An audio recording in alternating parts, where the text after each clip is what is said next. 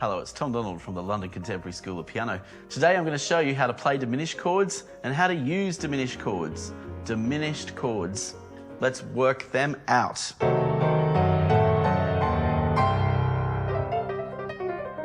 By the way, if you're a fan of our work at the London Contemporary School of Piano, head on over to our website, contemporaryschoolofpiano.com, where you can request our free resources kit, which also has our diminished chord resource in there, our diminished course kit, because diminished chords, yeah, there's something you probably need to practice. I think a lot of people get lost a bit with diminished chords.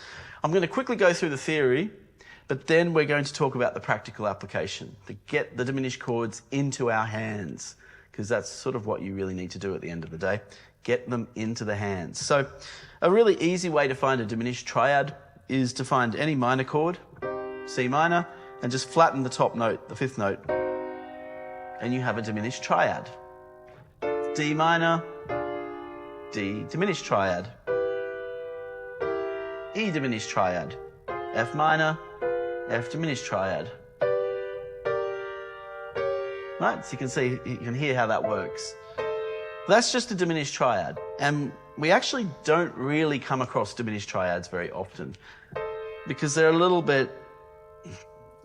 a little bit, they're missing something. We want a full diminished chord. So I'm going to show you how to formulate that now. And the full diminished chord is called the diminished seventh. And it has a really interesting pattern to it. What's interesting about the diminished seventh is that you have a minor third interval here, then you have another minor third here, and then you have another minor third here. So it consists entirely of minor third intervals. It's totally symmetrical. If I add another minor third, I get the octave. So everything has an even distance within the octave. And this is the full diminished chord, otherwise known as the diminished seventh. I like to call it the full diminished chord because it completes that cycle of the diminished triad, which sounds a little bit weak by itself. Add that A to it in the case of the C diminished. It works. Now we get a really interesting relationship with this chord. When you put it into an inversion, let's say I get this C diminished chord. If I put this into a first inversion, which would be starting on an E flat, I get this. This just also happens to be an E flat, or D sharp, I meant to say there, diminished chord. It's the same. It's the same notes as the C diminished chord. So the diminished chord is one of the only chords that, and the augmented chord as well, that inverts onto another type of chord of itself. If I put a D major chord into first inversion, it's still just a D major chord, but this is also an E flat diminished chord. I go into this position, it's also an F sharp diminished chord. So an F sharp diminished has the same notes as a C diminished, has the same notes as an A diminished 7 chord. So C diminished, E flat diminished, F sharp diminished, A diminished are all the same thing. Same with C sharp diminished, E diminished, G diminished, and B flat diminished are the same chord. They're just an inversion of each other. Likewise with D diminished, F diminished, G sharp diminished, and B diminished is all the same chord. And then by the time I get up to the E flat, well, that's the inversion of C. So there are only 3 diminished chords in the 12 keys. There's only 3 of them. They all simplify and boil down to just 3. And that's why they all sort of sound the same and feel the same and function the same way in the music. So a really good way to practice your diminished seventh chords is to play them in inversions, like this. I know I'm going quickly, but there's a lot I want to show you here, so...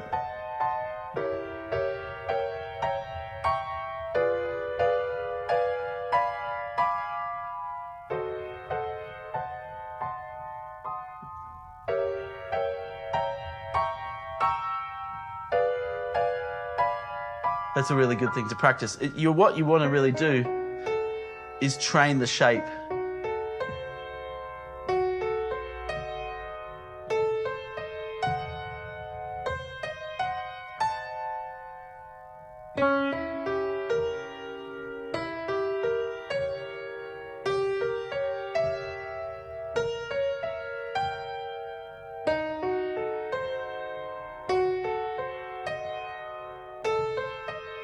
That's a good way to practice it as well.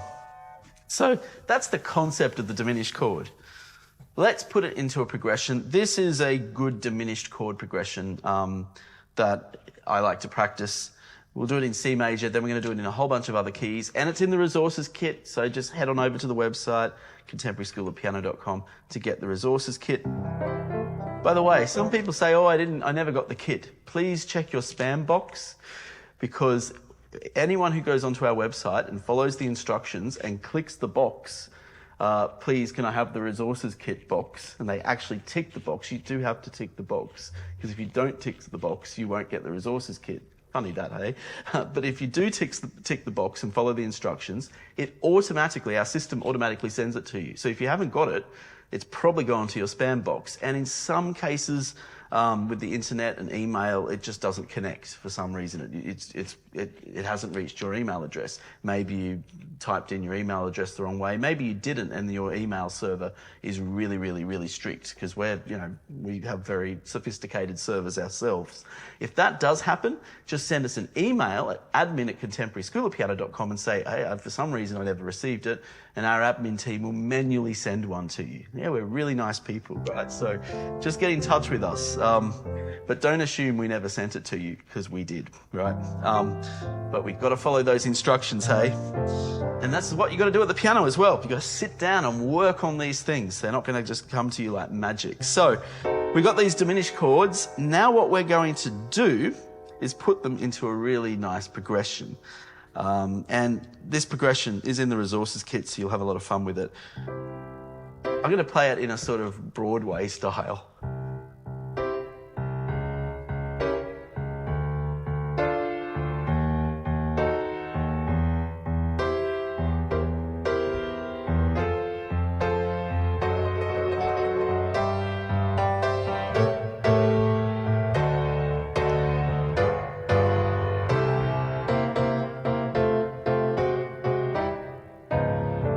Who'd have thought that those devilish diminished chords can sound so show tune? But they do. So I'm going to just go very slowly here. We're going to do that again.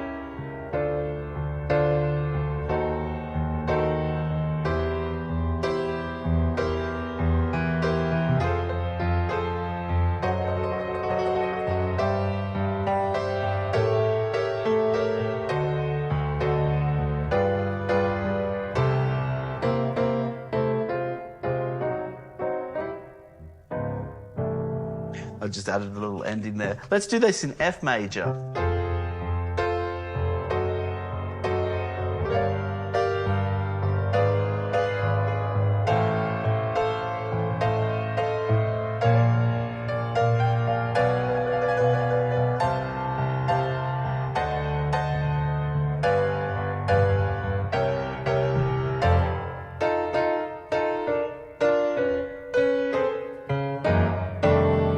What about B flat major?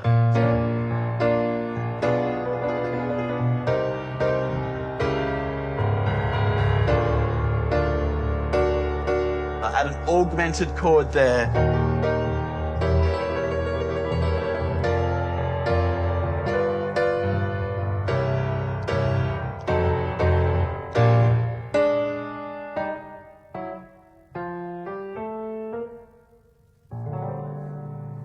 So the reason why this progression works, I've been totally cheesy in the way I played it, but I'm just trying to demonstrate good ways to practice it and for us to have a bit of fun with it as well.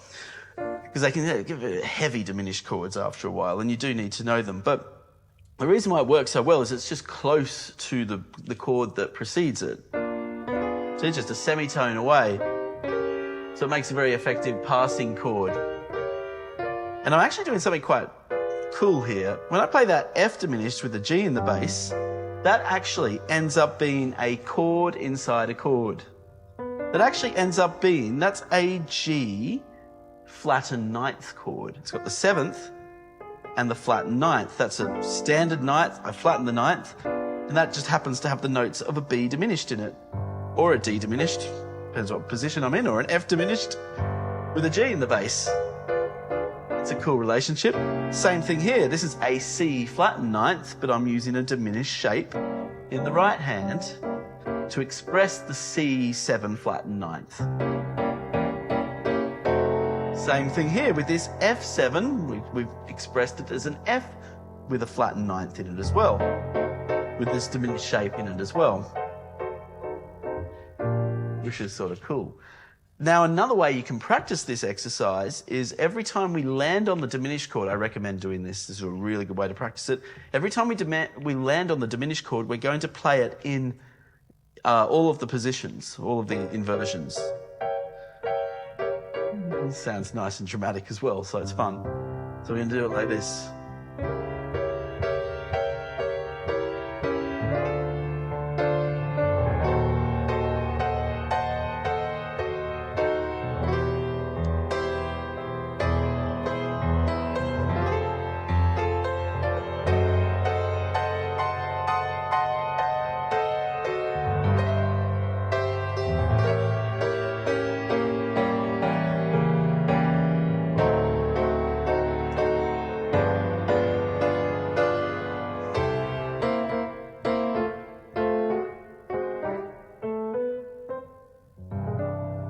So yeah, you can, every time you land on that diminished chord, just very carefully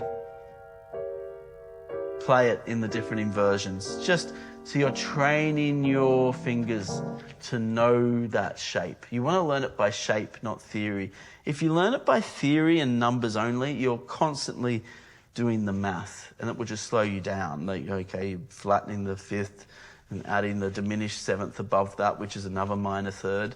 You're going to be counting notes for ages before you even find the chord. And of course, you do need to know the math and the number behind it, but you've got to get it into the muscle memory. And that's why it's so important then to play it in those inversions. Isn't it a joy, piano? All these rabbit holes we go down. I know there's so much stuff on the internet these days. It's instant gratification. It's like, learn piano quickly in 10 days, blah, blah, blah.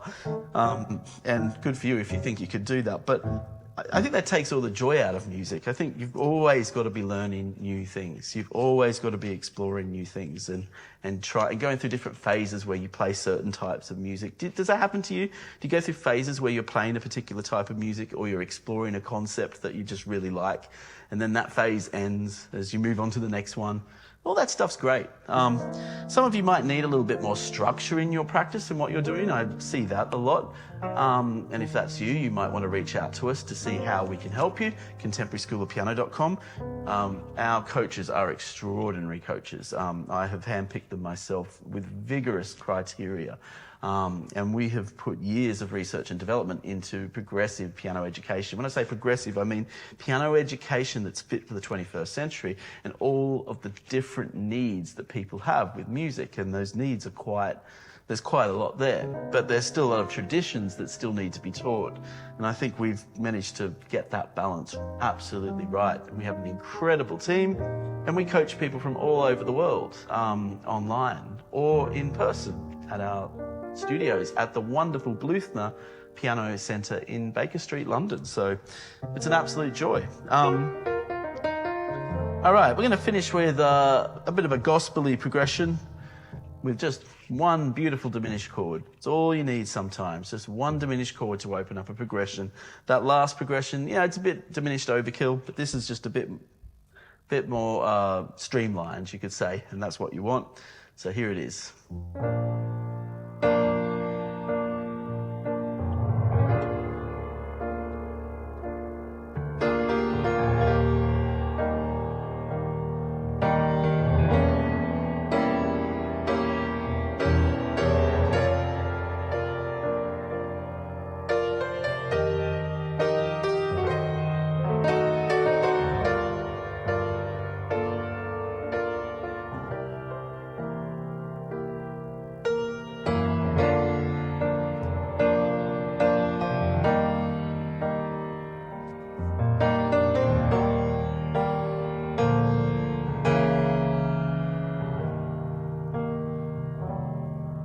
I love that walk down with the diminished chord. Chord 4, chord 1 with the 3 in the bass, and then we flatten the third, turn it into a diminished chord, which melts into the C minor 7, C sharp diminished 7 to the C minor 7, which is the chord 2 back to the 1. And I hope you found today's tutorial on diminished chords helpful. Don't forget to head on over to our website, contemporaryschoolofpiano.com, to ask for our diminished chord resources, and our free resources pack.